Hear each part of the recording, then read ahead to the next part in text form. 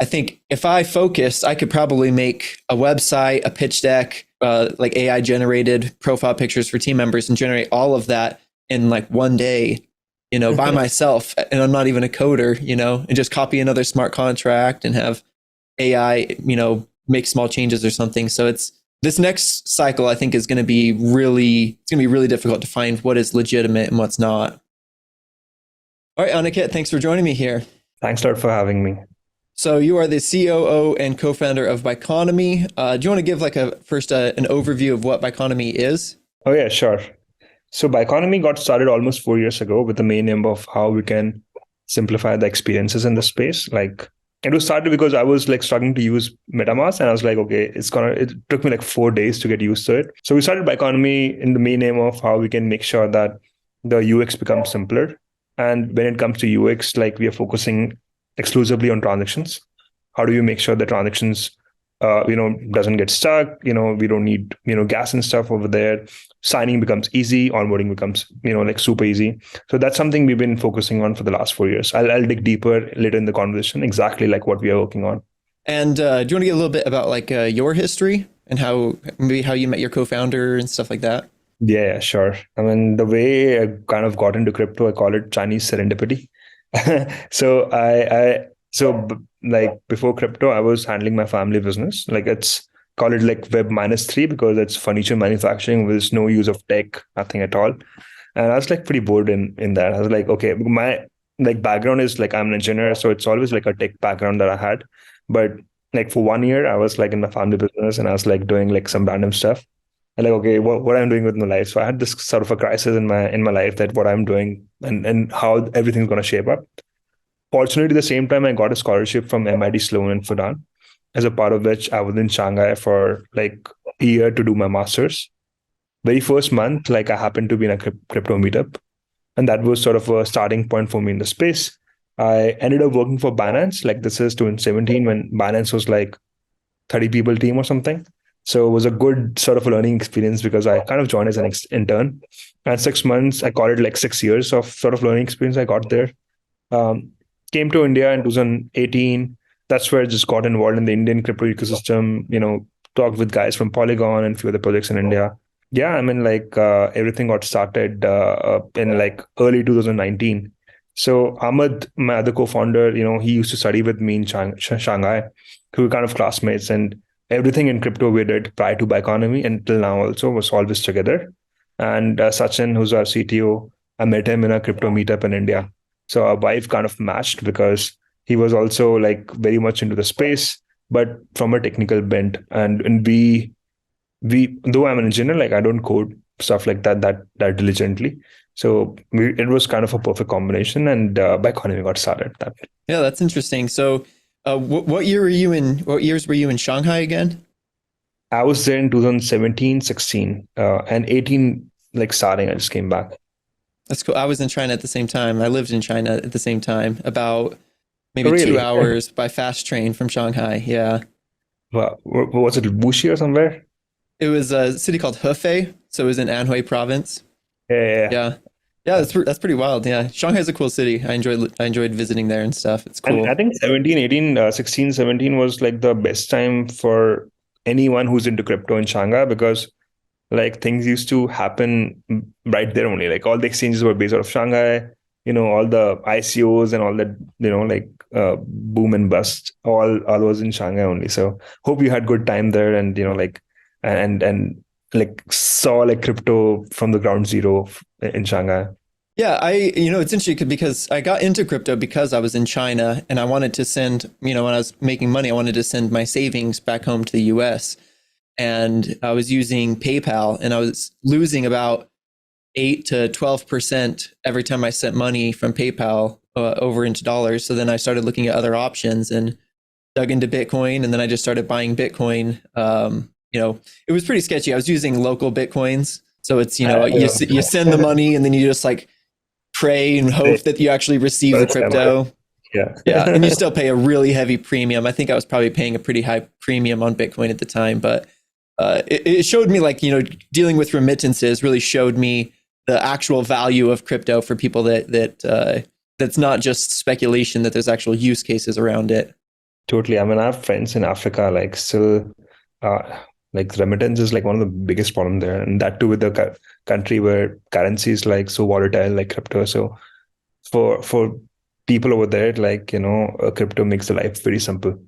And Yeah. yeah, I mean, like I think first-handedly you also experience that. So definitely it has like really good potential, like moving forward. And already seeing it happening in a lot of places, where people are preferring crypto like for remittances in a legal way. Yeah. So you talked about how, when you first got into it, the kind of pain of dealing with MetaMask and transactions. And I still deal with it. I still, when I use it, I'm just, why is it so difficult still? So I kind of want to dig into a little bit more of how Biconomy is kind of simplifying that, especially when you start getting into, more complex transactions, especially on different chains and using DeFi. So let's dig into that. Yeah, yeah, sure, totally. And yeah, I think I told you like regarding how Biconomy got started and what the initial pain points. So like, okay, MetaMask is difficult, right? Like, how do you use it? How do you make it like simple? What is the biggest pain point? What is the elephant in the room, like in MetaMask? So at that point of a time, and I think still now, we kind of found out that you know gas is something it's very complicated. Like the entire concept of gas to explain to end user is even more complicated because in web 2 you're not used to something like gas, right? Like let's say you want to like listen to a Spotify or watch a YouTube video, you don't like pay the server cost of YouTube like every time you watch a song or listen to a song or like watch a video. So we thought of gas into that perspective, that it's like a core backend cost that blockchain needs to incur because of the sort of a model how chains are kind of designed. But to explain it to a normal sort of common person, it's gonna take like forever. Like they'll never digest that they're paying someone's sort of back end cost to make sure that transactions kind of go through. They're like, okay, let's simplify that and let's make sure that we respect that gas is always going to be there, and we were totally optimistic that it's going to be cheaper with the invents of L2s and stuff, and we're seeing it happening today for sure. But the entire concept of paying gas for an end user was like super difficult and more difficult to explain. So the first product we launched was like a relay protocol that's like how we were able to do gasless transactions, where you were able to do like a normal transaction, but you don't have to pay any gas fees. Gas fees was paid by a third party or maybe like a dApp developer themselves. Uh, Still remember day one, like we pitched this idea to Curve, and Curve implemented cashless transaction in one of the pools. And I think after implementation, within a month, they saw like 30% increase in like total TPL. That was like a product validation for us that, this is where, we see like the value happening because if you are able to remove the onboarding problems for a user, like definitely like a lot of users going to come and use your application. But soon we kind of realized that on Ethereum, this probably won't work because gas itself is super expensive, right? Like people won't be subsidizing like a $20 gas fees like for normal transaction. So we pivoted slightly to like, non-Ethereum chains. Like Polygon was the first chain that we implemented post Ethereum. Then we went to like BSC, Avalanche, and all these different chains. That's where we kind of got the right PMF. Like we kind of realized that gas fees is cheaper, like applications are growing and app developers are okay to subsidize that cost because that's where they'll see like more adoption happening. So yeah, I mean the rest is kind of history. We have like more than 300 customers using us, on a regular basis. We have like guys like TYDX, Sandbox, Decentraland. They all kind of using gasless transactions by which like they see like a better user experience and they see like more users coming and using the applications. So yeah, I mean this is how we kind of simplifying the user experiences and moving on forward. Like we ventured into different products as well as we were seeing like potential in the UX in the market.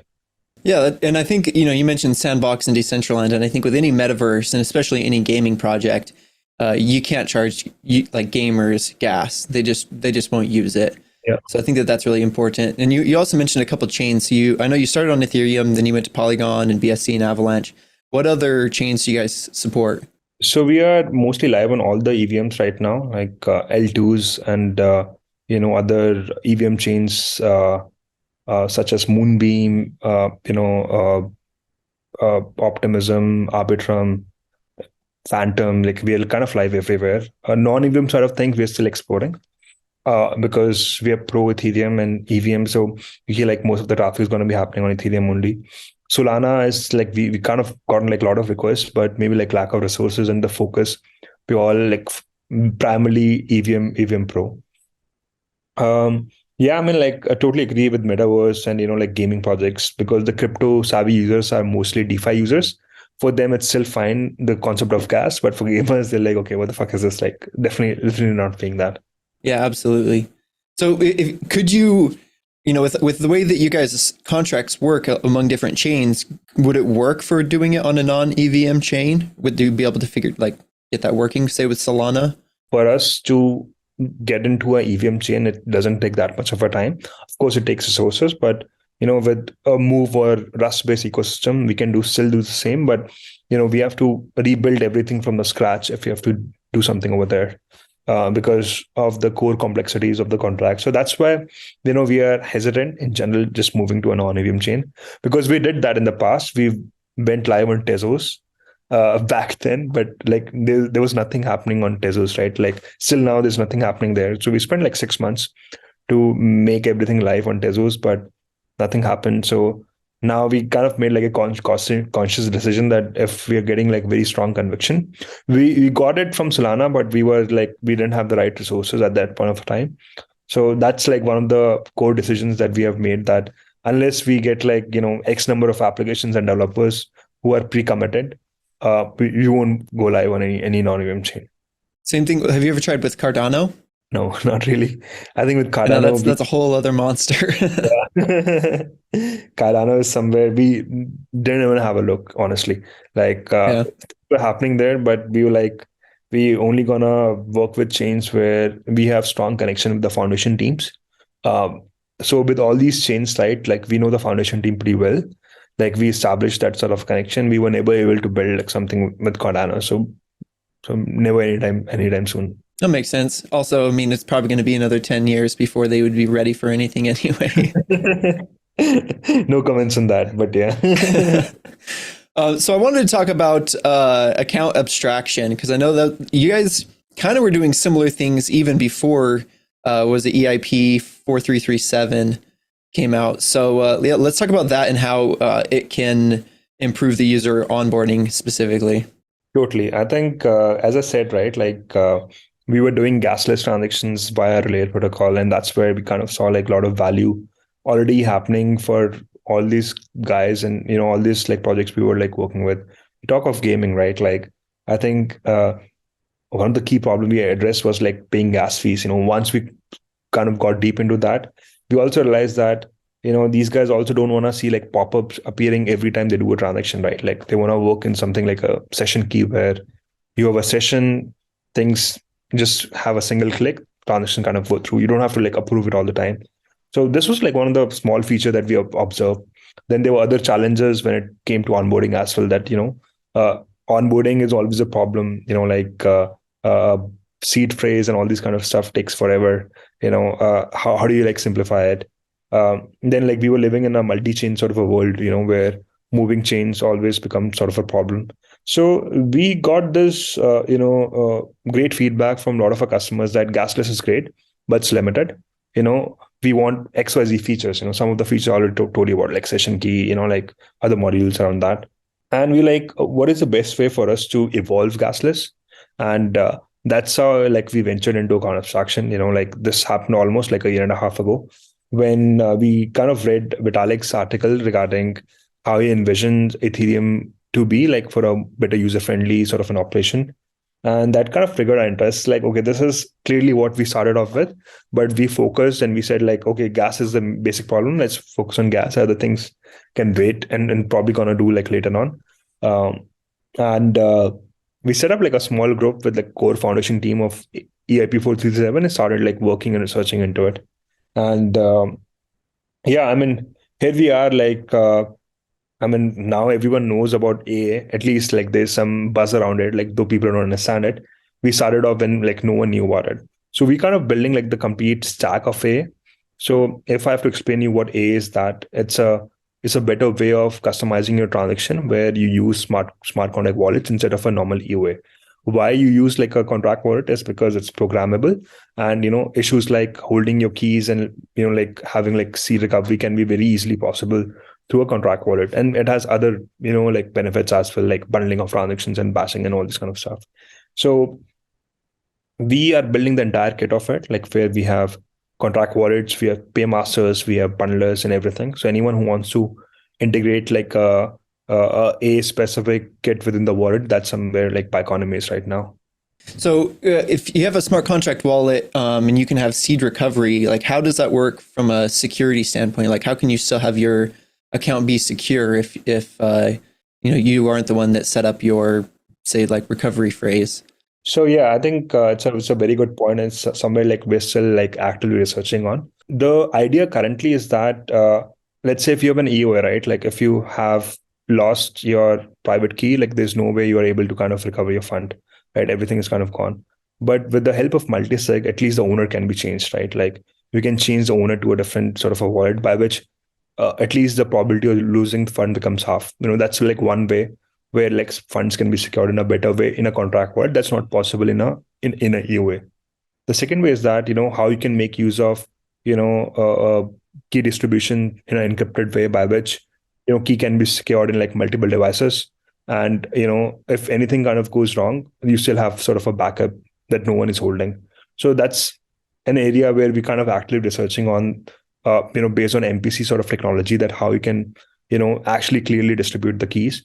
I won't say like we have like a right solution for it at this point of a time. There's like many limitations to it, but for some sort of operations where the funding amount in the wallet is not like that much, or the onboarding sort of a user that's using crypto for the first time, that becomes like a better way. Post that, he can get used to like a seed recovery kind of a situation. But right now, I think the biggest problem is that people are so confused in general, like to get private keys and all this kind of sort. They don't even use the application.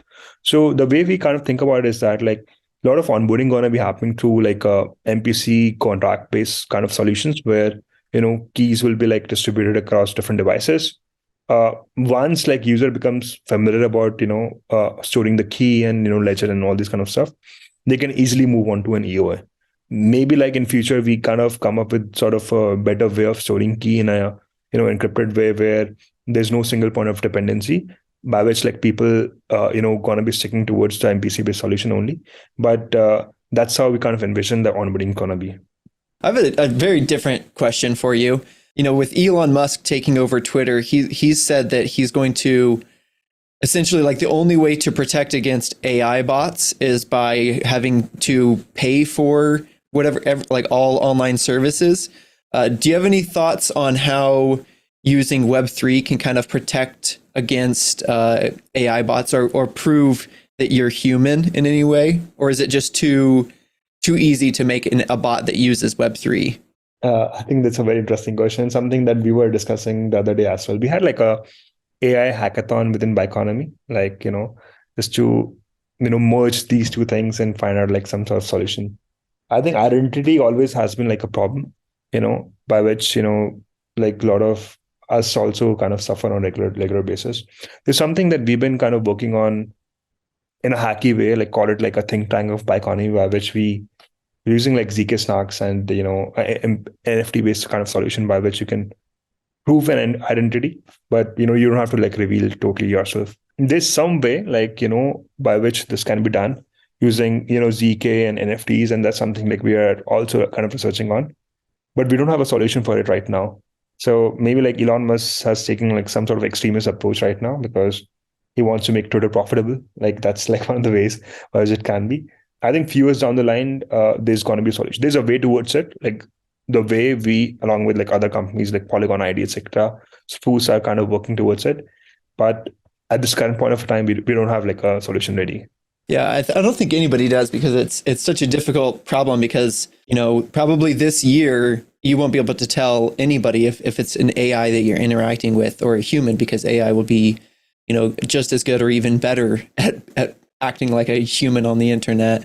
So yeah, I think it's a really interesting question. And it's difficult to I think, to find a good identity solution, because it seems like maybe the only way is to use biometrics.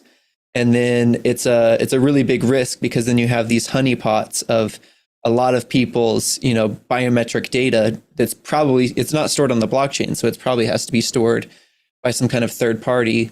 So yeah, it is a really difficult problem, but I think it's one of the biggest problems that we need to solve, not just in crypto, but in just on the internet. Yeah, I think totally agree. And the way, things happen right now on Twitter and the way we kind of see it like on a regular basis, it's sometimes scary, right? Like we always get like all these phishing emails and stuff. And also like, people on Telegram kind of reach out to us on a regular basis that, hey, I'm like the listing manager of XYZ exchange. And they kind of talk very professionally also with us. And like we always like double check, okay, whether this is how it's going to be. But improved, I think the scammers have like a better way of scamming people with AI. Like that's something I've seen definitely, but it's a very big problem, right? Like that's something we should be actively working on. Yeah, and scammers especially because, well, and I think that maybe at least for me, that because I also get emails of people saying like, here, check out this PDF, this pitch deck that I'm going to send you, and I'm like, exactly. I'm not going to open that. Yeah. So it's like it's only if I get introduced to somebody by somebody that I already know that I trust it, because otherwise the risk is just too high. Have you ever gotten scammed in crypto? No, not really. Other than just like investing in projects that ended up being garbage, I don't know if they're outright scams, but teams that don't promise or that don't execute on anything that they promise. There's definitely been some of those. I think I remember back in days, like I got scammed and still remember, I think that ICO was Aave, like ETHLend. So there used to be like a ICO period where like someone used to like paste address and you have to send money and you get the tokens. So there were like fake accounts of, Stani, like who were just giving you accounts and all. And that's how it was. It was quite funny. Yeah. And even, the ICO craze was, maybe a little bit crazier than the last one because the raises were so much more money. You had, these ICOs raising tens of millions of dollars. Exactly. Yeah. And even like in the 2021, there weren't that many that were raising that much money, but there were probably more of them, because if you were a scammer, you could create, this basically copy the same website with small changes and copy a smart contract and all of that. And I think with AI, it's going to get even more challenging because I think if I focused, I could probably make a website, a pitch deck, like AI generated profile pictures for team members and generate all of that in like one day, by myself. And I'm not even a coder, and just copy another smart contract and have AI, make small changes or something. So this next cycle, I think, is going to be really difficult to find what is legitimate and what's not. Totally there. I think already, even in the pitch decks, you see like these days everything like kind of centered towards CK and AI. So it's like every company in crypto is now focusing on AI somehow. Yeah, but yeah, it's a interesting problem to have. Yeah. So I want to change things a little bit because I'm interested, especially today's May 31st, and tomorrow is when Hong Kong's their new their crypto. I have some notes on here. Yeah, the Hong Kong crypto license with the e-Hong Kong dollar. I know that you guys you partnered with a couple Chinese Web3 protocols around that. Let's talk about what's going on over there. Yeah, I think this is somewhere like we've been paying very close attention over the last couple of months that, given everything is happening on what's happening in US, right? Like it's kind of becoming almost difficult to work with any US company these days. And everyone is kind of looking for some offshore sort of a safe haven or safe, I won't call it heaven, safe place, like where they can run the operations, in a better way. So the step taken by, I think, the Hong Kong's government is very positive in terms of, setting up bases for like many companies. And already I see like a lot of companies have been moving to Hong Kong and like setting up the base there. In fact, you get incentivized to move to Hong Kong, right? Like Hong Kong government is paying you money to set up the company there. So, we've been like closely working with like the biggest protocols out there, like Conflux, etc., Particle Network, by which we want to like target that market in a more regulated way because I think for sort of a business like ours, like you have to make sure that you definitely are like, venturing into geography where it's like approval by the government. So, a lot of companies have been like, setting up the shops in Hong Kong. That's where like we're also actively focusing on. So we already partnered with like, Conflux and, like and Particle, and like there are a couple of more in the pipeline that I can't share right now, but it's going to be like an active target for us, and I believe it's a very positive step for the crypto industry altogether. Given everything that Yeah. happened last year, there needs to be something there, like, something positive from the regulatory side of things. What are your thoughts though with, because, Hong Kong, especially in the last maybe 10 years, less than 10 years, has become more and more connected with China to where it's not really independent, I mean, really at all anymore. And China has historically not been friendly to crypto. So what are your thoughts around it being, maybe like a long-term safe place for crypto?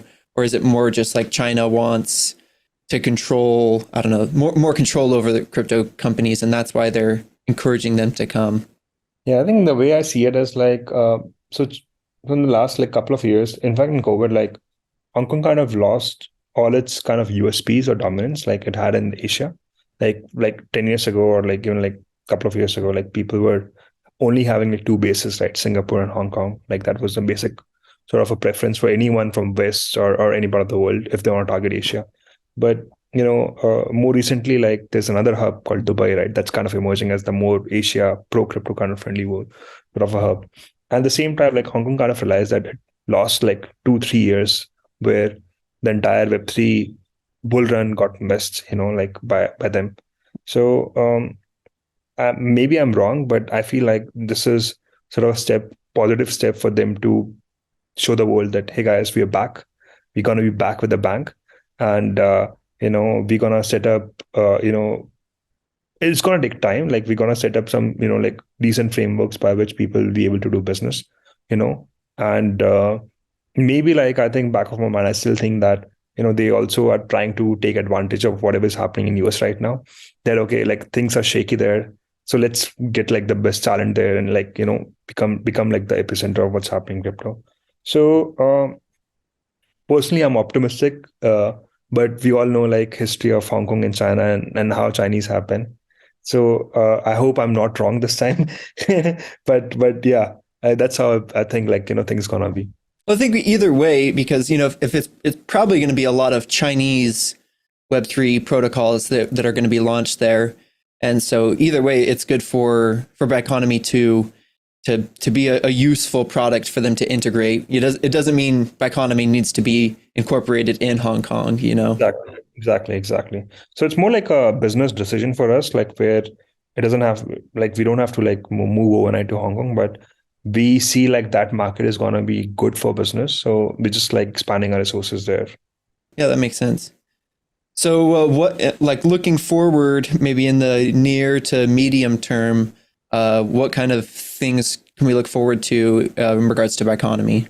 Yeah, I think there's a couple of things. First is like our mainnet is going to be out later this year. So we've been focusing on decentralizing our layers and working on it for quite some time. So it's going to be launched in like, Q3, Q4, end of Q3 this year. So that's where like we are like diligently trying to, make sure that, everything kind of goes perfectly, because there's like a lot of audits and security concerns you have to do like before launching one. So Q4 this year, we can expect like launch of our decentralized layer protocol, and then like we are also working with like a lot of partners on the account abstraction side of things, where it's a process of continuous sales cycles and integrations. So a lot of people can expect like new institution clients coming and using Biconomy. Um, so yeah, that's the core focus. We're not trying to do too many things. We're just trying to focus on like few things that we know how to do it, and just doubling down over there. So regarding your mainnet, how does that work as far as like can anybody run a node, or what's the process if people want to participate with the mainnet? So yeah, I mean, like in the first phase, like testnet is going to be next quarter, where it's going to be like a closed one with some of the partners. But once it kind of fully goes live in the mainnet in Q4, we are designing it in a way that everyone needs can like be sort of a node provider there. It's a relayer. Actually anyone can be a relayer, and it's a relay node that anyone has to run. There needs to be like certain Biconomy token that anyone has to stake before running one. We're still like working on the final economics that we'll be posting shortly in the next coming months, but that's sort of the plan for us. Okay, so we'll just sit tight and wait for more information about it when it gets closer. Yeah. Well, awesome. It's been great talking with you, Aniket. I think that we talked about some really interesting topics. I think it's a wild and still exciting time, but I think it's always been so important to me to improve the user onboarding and user experience of crypto, and that's why I've always been interested in Biconomy since the beginning. So thanks a lot for having me. It was like, I think, a really fun conversation, and the stuff around AI and was like quite interesting. Something like I'm still thinking right now. Yeah, glad to have you on here.